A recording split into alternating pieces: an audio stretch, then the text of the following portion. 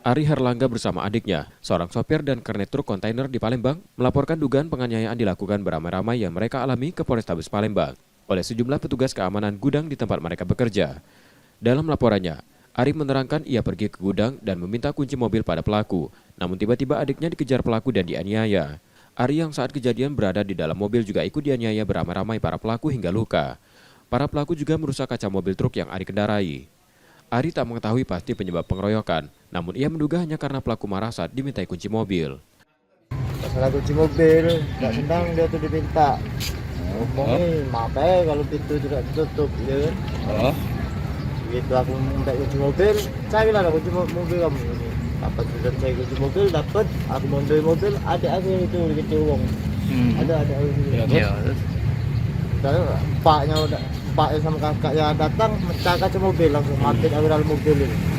Mobil apa ini pecah kak? Pusok. Mobil pusok ya? Iya. Berapa ngeroyok gitu kak? Tiga. Laporan Ari Herlangga dan adiknya kini dalam penanganan Polrestabes Palembang. Yudi Kiswanto, Kompas TV, Palembang, Sumatera Selatan.